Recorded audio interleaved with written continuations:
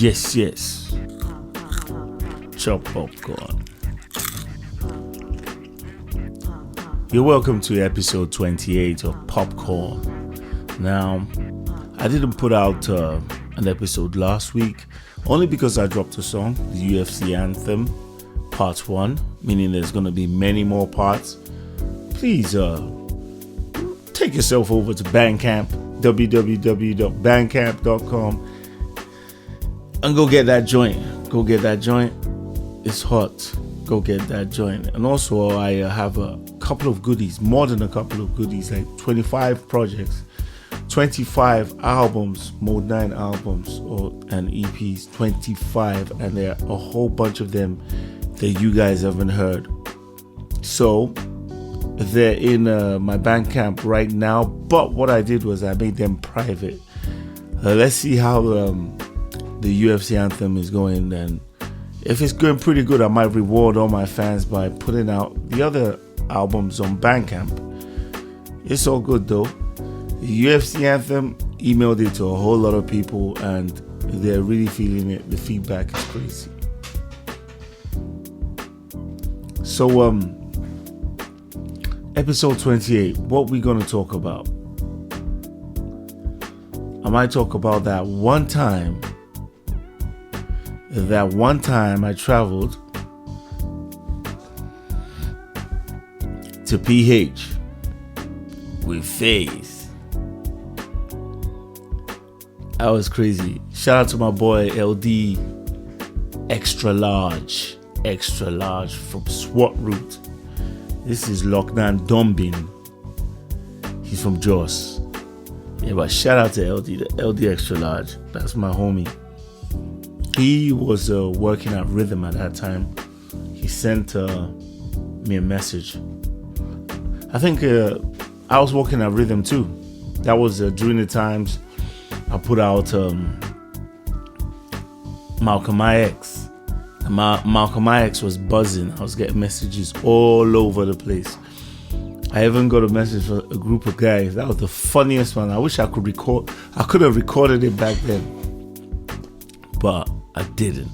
That was a funny message. The guy said, "Modenine, my babe is feeling you."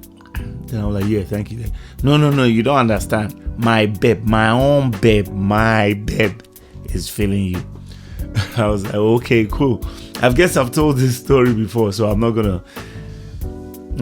but that was one of the funniest, weirdest. That was so weird because the guy was like, and I was like, thank you. Then he was like, no, you don't understand. I got one call from some guys in Togo, Lome. Their English wasn't really good, but they respected the art form. I got another call from a dude that raps in America. He's a Nigerian guy. So he sent me a message then. He just said he saw the back of the CD sleeve. When I was doing the CD sleeve, it was my boy Stramborella and my homie Kwame. I told them, hey, are you guys going to act as contacts? Can I put your number on the back of my CD? And they were like, yeah. Nobody knew that this project was going to go poof. Nobody knew. I was just putting it out. And we were like, yeah, just put it. Like Kwame said, the number of calls he still gets. He saw me some years ago and he was telling me, this is 2004 we put out this project. He was telling me he's still getting phone calls and email and messages because of that one album. Even Strambolera, when he saw me, he was like, Modenine, you don't spoil my number. Everybody they call me. Nobody knew that was going to happen. It was Malcolm X was just a bunch of songs I hurriedly put together and just dumped them on Tijo's desk and then got my boy Chooks to design the album art. It wasn't that deep, but I guess it became deep. Now back to the lecture at hand. I was talking about LD inviting me and FaZe to Port Harcourt to perform a university show. I think it was Uniport. That was a crazy show. And the thing is, he was like, yo guys, I don't really have much money. It's my personal show. LD is my boy. So I just, no problem, man. And then Phase has a relationship with LD too. So he was like, oh, that's cool, man. We did the show. People thought we were being paid, but nah. But funny enough, after the show, LD still came to our hotel rooms to give us some money. And I was like, wow, I didn't even expect that. That show was mad because after the show, we got invited to one politician's house. I'm not going to say his name, but the guy's house, it was bomb-proof, like grenade-proof, actually. I'm sure if they drop one of those massive Spitfire bombs, it'll be over. But this house was a crazy looking house, and everybody says one thing about that guy: there's no way that you can come and visit him that he won't give you money.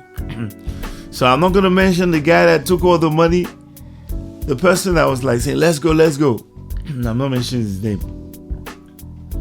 At the end of the day, probably we found out that the guy took money on top our head. Me and Faith, he took money from the guy, and didn't give us nothing.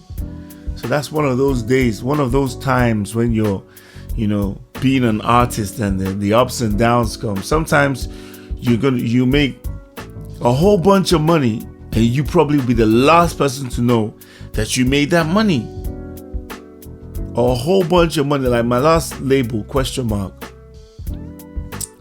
They take 25%, which is fair. It's very fair. Some labels take 50% or even 75%. There's a so-called superstar artist, right there, Nigerian superstar artist. When that guy first began, he was only getting 25% of the money, or the show money. He was only getting 25%. The label were taking 50%, and his manager, the girl that discovered him, was taking 25%. Left him with 25%, meaning that if he was to do a show, if he was to do a show and get paid 1 million naira, he's only going to go home with 250,000. That sucks.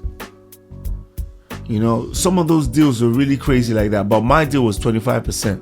So I just get to give the label 25%. But there were some instances where the label does the negotiation for the show, and then they come back and then tell you a whole bunch of stories. Star Mega Jam, Star Trek. Was it Star Trek? I think it was Star Mega Jam. I actually played one Star Mega Jam, right? One massive concert, and got nothing from the label. And when I told the guys that started, hey man, how come you haven't paid me? They were like, nah, we paid everybody before the show. And I was owed that money by the label. I went to do a This Day performance, and they were trying to put the contract, because This Day draw up their contract between them and the artist direct. They don't do record labels. So the contract was between me and This Day.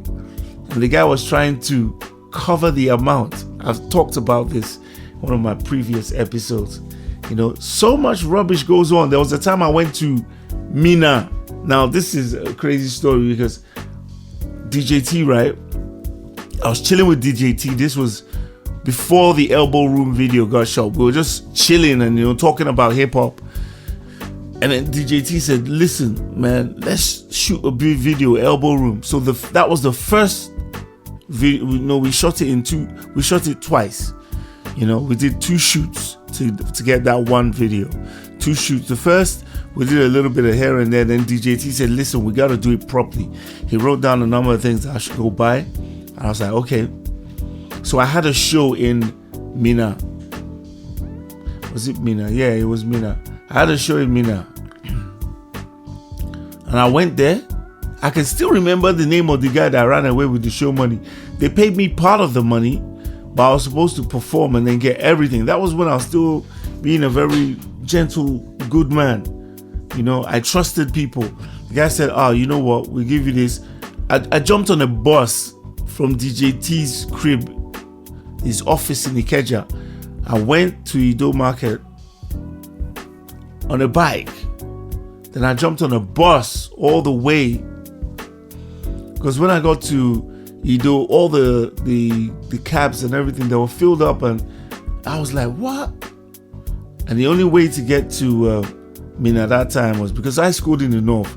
So I took a bus to Ilorin. Man, it's crazy. Then from Ilorin, I got another to, I think, Bida. And then I got Mina. From there, Mina is about an hour away from Bida. So I got there and, I did the show. No, it wasn't Mina. It was KD. This was KD. Like, my memory is failing. And we did the show. That was where Dinosaur, rest in peace, Dinosaur's brother, Maximum from Fourth Republic, the freestyle general. Maximum performed at that show. That was a long time ago. So Maximum danced Usher. He danced and he rapped. He did everything, man. He mimed. And I was like, wow, this boy is good. Who's this guy? They told me, that's Dinosaur's brother. I was like, I met Dinosaur and I told him that, listen, your brother can sing, rap, dance better than you, man. Go look for something else to do. Rest in peace, Dinosaur. He later lost his life a couple of years later. And that was really sad. But in that show, after performing, there was a guy, I think his name was Kudu. It was like, where is Modenine? All the show organizers were like, okay, forming bad guys. That, yeah, Modenine, we have your money. So they're like, where's the bag? You know what happened? One guy called Kudu ran away with all the money. And since that day, if I see anybody where they bear that name, Kudu, I get mad. It just reminds me of what that guy did. He pulled a number on us. That was terrible. So yeah, he took the money. Luckily, I didn't spend all the money. I waited. I think they came up with a little bit of the money. But I just like, look, I'm tired of all this BS. I just jumped on a bus back to Lagos. That trip was terrible though. It was a terrible trip. I've been to some of the seediest places. But trust me, being an artist is not easy at all. I'll come back with some more stories. Peace. UFC President Dana White isn't exactly one to keep his thoughts about someone who's bothering him private. Over the years, Dana has done battle with rival promoters, fighters, and even fans who get snarky on his social media posts. Fly bloke, Johnny Bones I poke. Prelimers don't want smoke, they die broke. I don't reply jokes, cause they all suck. They want me to back and forth pop. You gonna end up with a cracked skull like Sage Northcutt. I'd rather see you in person and whoop your dwarf butt. Listen, this is Ankle Big Season. Question mark, kick you in the face for no reason. Follow up with Neeson. It's all over. Game bread, 3-piece soda. My show real highlight, Edson Barboza. You more boring than Blauwich and Jacare Souza. Versus Romero the Soldier. You get the cold shoulder, dust choke. At only 30%, all my bars dope. Hip hop ambassador, Africa's last hope. Dana, 50 G's, baby.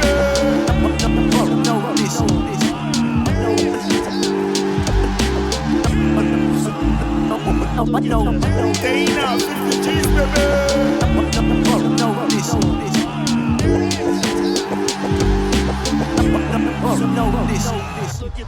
After this, Dana has to endorse me. I'm jacked up, Alistair Overeem off the horse meat. The other guys run when it starts to pop off. I'm the GOAT like Artem Lobov. You better log off before I have to clip a jaw. I got that EPO flow, I stay killing y'all. You been a snake, TJ Dillashaw. One punch killer ball, Mark can't walk off. Whilst the one's going crazy, I'm beasting on Volkov. You play too much, Hong Kong Fooey. Somebody tell Tai Tuvasa I ain't doing no shoey, nah. Nobody spitting in my kicks, bruh. John Jones the GOAT, but the rarest fight was fixed, bruh. I mix it up like Tony Ferguson. Got you wondering whether we dancing or fighting, I murder son. Black Roy Nelson, pass me the burger, son. Dana, 50 G's, baby.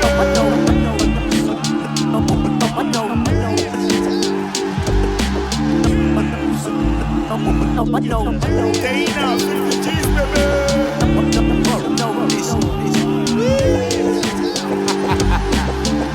Yeah.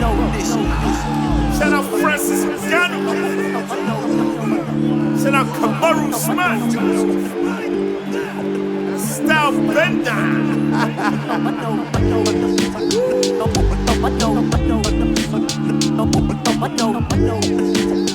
DC. Yeah. Roganism. Roganism. Joe Rogan. Yes. One of the greatest knockouts you'll ever One of the see. greatest.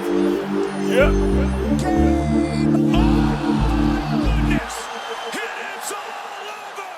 And this time I made a good show for the whole crowd. The performance of the night. Dana, 50 G's, baby.